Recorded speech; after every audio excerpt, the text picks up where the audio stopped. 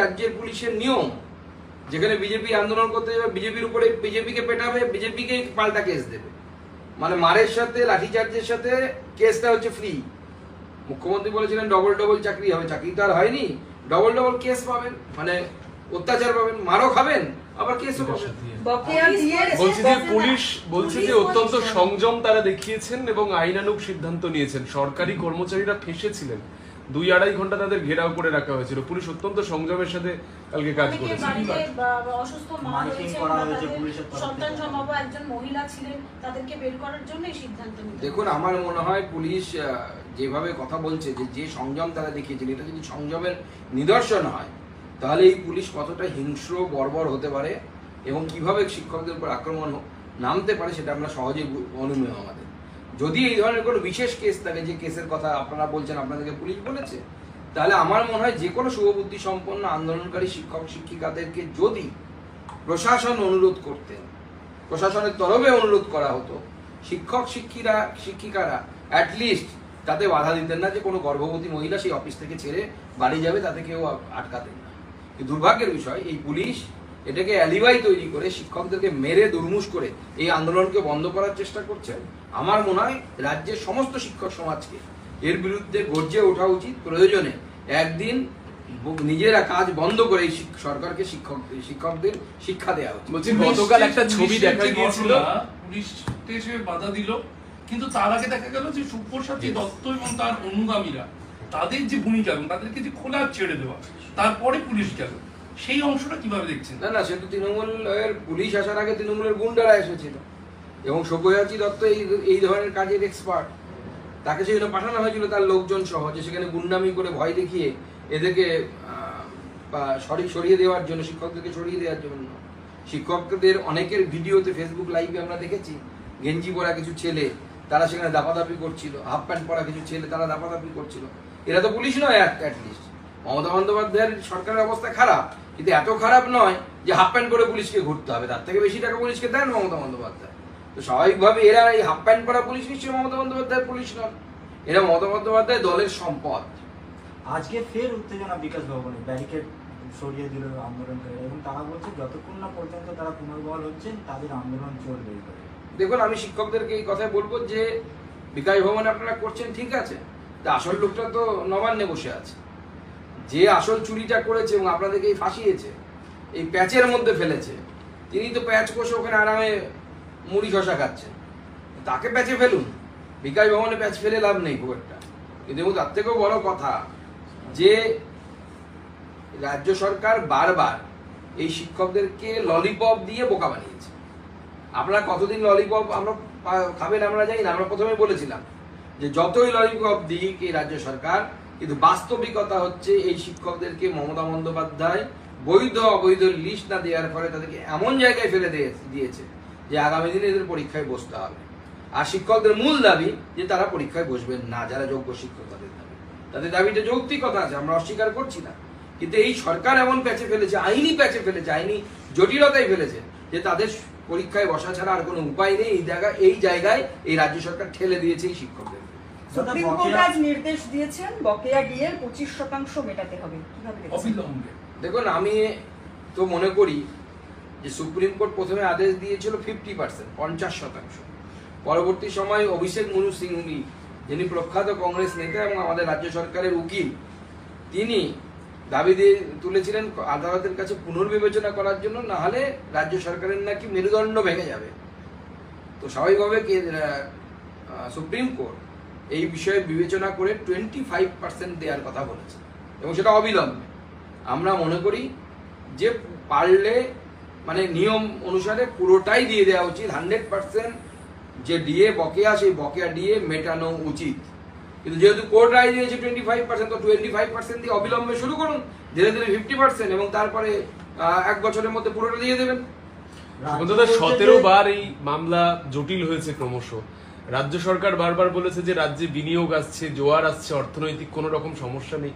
অভিষেক মনু সিংভি বলছেন যে রাজ্যের অর্থনৈতিক মেরুদণ্ড ভেঙে যাবে, কিভাবে দেখছেন? দেখুন, এটা থেকে বোঝা যাচ্ছে যে কোর্টের সামনে তার মিথ্যে কথা বলবে না রাজ্য সরকার।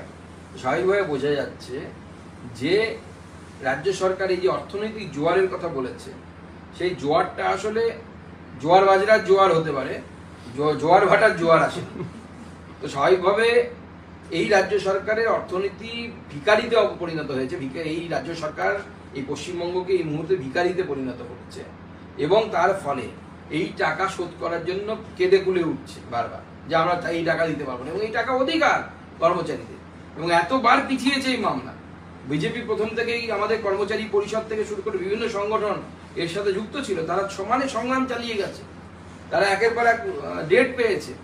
গতকাল পরশুদিনই আমার সাথে কথা হচ্ছিল যে আর মানে তারা আর পারছে না মামলাটাকে টেনে নিয়ে যাওয়ার জন্য, যাওয়া আসার ভাড়া নেই, এরকম হয়ে গেছে। রিটায়ার্ড সরকারি কর্মচারীরা তারা লড়ছেন এই ডিএর জন্য, আমাদের কর্মচারী পরিষদের যারা নেতা আছে তারা লড়ছেন। এইরকম পরিস্থিতি তৈরি হয়ে গেছে আজকে। তারপরে যে কোর্টের এই রায় এসেছে, সুপ্রিম কোর্টের এই রায় এসেছে, এই রায়কে আমরা স্বাগত জানাচ্ছি। 25% হলেও এই রাজ্য সরকার দিক, বলেন না যে ছাই দেওয়ার অভ্যেস হওয়া উচিত, কমসে কম দেওয়ার অভ্যেসটা তো হবে। এই রাজ্য সরকার কমসে কম চুরি করার অভ্যেসটা বাদ দিয়ে দেওয়ার অভ্যেস হবে। এই সরকার যদি চুরি না করতো তাহলে পরে রাজ্যের ভাড়ারের এই অবস্থা হতো না। বদল নিয়ে সরব দিলীপ ঘোষ, তিনি বলছেন বড় নেতা কেন চলে গেলেন দলকেও ভাবতে হবে, তার থেকে বিজেপির লাভ পেয়েছিল, এই ঘটনা চিন্তার বিষয়। যে কোনো কেউ চলে গেলে কিছুটা ক্ষতি, দিলীপ বাবু এই কথা বলছেন, এবং বলছেন এই ধরনের ঘটনা নিয়ে দলের ভেবে দেখা উচিত, এত বড় নেতা কেন ছেড়ে যাচ্ছে। আমরা ভাববো। দিলীপ বাবু আপনাকে দলীয় ভাবে কিছু জানিয়েছেন এই জন বার্লার চলে যাওয়া নিয়ে ভেবে দেখা? দলের ভেতরের যিনি বাইরে বলি না। আপনি সার্বিকভাবে জন বার্লার চলে যাওয়া, রাজ্য সভাপতি আপনি আপনি আপনার সঙ্গে একসময় তিনি সাংসদ ছিলেন, চলে গেলেন স্বাভাবিকভাবে, একজন লোক চলে গেলে তো খারাপ লাগবে, আমার খুব খারাপ লাগছে। কাজ করতে দেওয়া হচ্ছে আমার না। একসাথে আমার বন্ধু ছিলেন, একসাথে আমরা বন্ধু ছিলেন বলতে একসাথে আমরা লোকসভাতে নির্বাচিত হয়েছিলাম, তো চলে গেলে তো খারাপ লাগবে। তবে আমার মনে হয় বেশি দিন এই দলে থাকতে পারবেন না। শুভেন্দু অধিকারীর বিরুদ্ধে তিনি যেহেতু সরব হয়েছেন, শুভেন্দু অধিকারী তার বিরুদ্ধে আজকে নোটিশ পাঠিয়েছেন আইনজীবীর মাধ্যমে, যে তিনি যেহেতু বারবার বিরোধী দলনেতার বিরুদ্ধে সরব হয়েছেন, শুভেন্দু অধিকারী এবার আইনি নোটিশ পাঠালেন। না, আইনি নোটিশ পাঠানো সেটা যে কোনো ব্যক্তির অধিকার, এই বিষয়ে যা বলা শুভেন্দু বাবু বলবেন। আর মুর্শিদাবাদের শামশেরগঞ্জে ধুলিয়ান সূত্রে যে অশান্তি, সেই অশান্তি নিয়ে এবার হাইকোর্টে জানালো 3 সদস্যের কমিটি। তারা জানিয়েছে হিংসা থেকে ভাঙচুর, গণহত্যা পুরোটাই পূর্ব পরিকল্পিত সংগঠিত অপরাধ, এবং এই কথা 3 জনের যে সদস্যের কমিটি তৈরি হয়েছে সেটা হাইকোর্টকে জানিয়েছে। এসআইটি যেটা তৈরি একদম। তো এই এসআইটি তো রাজ্য সরকার তৈরি করেছে, এবং সেই এসআইটি রিপোর্ট দিয়েছে যেটা নাকি পূর্ব পরিকল্পিত। তাহলে প্রশ্ন ওঠে যে যদি পূর্ব পরিকল্পিত হয় তাহলে রাজ্য সরকারের যে ইন্টেলিজেন্স ডিপার্টমেন্ট থাকে বা গোয়েন্দা বিভাগ থাকে, তারা কেন জানতে পারে? যদি জানতে পেরে থাকে তাহলে ব্যবস্থা নেয়নি কেন? আর যদি জানতে না পেরে থাকে তাহলে এই ব্যর্থতা কার? এই ব্যর্থতার দায় তো কাউকে নিতে হবে। এই ব্যর্থতার দায়টা কার? সেই ব্যর্থতার দায়টা কি মুখ্যমন্ত্রী নেবেন, নাকি আমাদের হোম সেক্রেটারি নেবেন, নাকি ডিজি পুলিশ নেবেন? কাউকে না কাউকে তো নিতে হবে ব্যর্থতার দায়। এই কারো একজনের ব্যর্থতার জন্য তো এই দুজনের প্রাণ চলে গেল, এতগুলো মানুষের বাড়ি ভেঙে দেওয়া হলো, বিয়ের সোনার গয়না লুট হয়ে গেল, বই থেকে শুরু করে সার্টিফিকেট কিচ্ছু বাকি নেই, পুড়িয়ে ছাড়খাড় করে দেওয়া হয়েছে। যে দায়ী তাকে দায়ী নিতে হবে। বলছি যে পুলিশ লাঠিচার্জ করছে তারা আবার আজকে প্রেস কনফারেন্সে একটা তাৎপর্যপূর্ণ লাইনও বলছেন, চাকরি হারাদের বেদনা অনুভব করে পুলিশ। পুলিশের সাংবাদিক সম্মেলনে এই ধরনের লাইনে দেখা গেছে। না, পুলিশের যা অবস্থা এখন মনে হচ্ছে কোন রকমে ড্রেসটা খুলিয়ে, খাকি ড্রেসটা খুলিয়ে পায়জামা পাঞ্জাবি পরিয়ে তৃণমূলের ঝান্ডা হাতে ধরিয়ে নামিয়ে দিলেই হয়ে গেল। কালীঘাটে গিয়ে একদম জিন্দাবাদ জিন্দাবাদ করবে দিদিমণির বাড়ির পাশে গিয়ে। এই অবস্থা তো হয়ে গেছে রাজ্য পুলিশের। নেতা না পুলিশ, এরা সেটাই বোঝা যাচ্ছে না। এরা অফিসার নাকি নেতাগিরি করতে এসেছে? বলছি হিন্দিতে জিজ্ঞেস করতে হবে, কয়েকজন আছে। নিয়ে নাও, তুমি নিয়ে নাও একসাথে। চলো भेजो भेजो बूम भेजो बूम भेजो, बूम भेजो। सेटअप रेडी है ना? अरे बूम दो, बूम दो। কোথায় গেলি রে? দেখি দে বूम দে, বूम দে, বूम দিলাম। দেখ দেখ আসবে অত তো? হ্যাঁ, সেখান থেকে কট খুলছে, কট ও ইয়ে খুলছি তার প্যান্টটা। চলো যাবো। কতগুলো? দুটো আছে। अच्छा, विकास भवन में आंदोलनकारियों के ऊपर पुलिस की लाठीचार्ज हुए, शिक्षकों का सिर फटे और पैर भी टूट गए। देखिए, कल रात को आंदोलन करते हुए शिक्षकों के ऊपर जिस तरीके का आक्रमण हुआ है पुलिस के द्वारा, ये बहुत ही घृणित है। हम उसकी निंदा करते हैं। और मैंने अपनी जो जिंदगी में भारत के किसी भी प्रांत में शिक्षकों के ऊपर इस तरीके का दरिंदगी मैंने अपनी जिंदगी में कभी नहीं देखा। यहाँ तक कि शिक्षक भी याद नहीं कर पा रहे हैं कि भारतवर्ष में किसी भी स्टेट में शिक्षकों के ऊपर इस तरीके का अत्याचार, इस तरीके का आक्रमण हुआ है। पुलिस, और सिर्फ पुलिस ही नहीं, पुलिस से पहले तृणमूल कांग्रेस के गुंडे शिक्षकों के ऊपर, शिक्षकों के आंदोलन को तोड़ने की हर संभव कोशिश, और वहां पे तृणमूल कांग्रेस के नेता सब्यसाची दत्त वो भी वहां पे उपस्थित थे। उनके द्वारा, उनके गुंडे द्वारा इस आंदोलन की तोड़ने की हर संभव कोशिश की गई।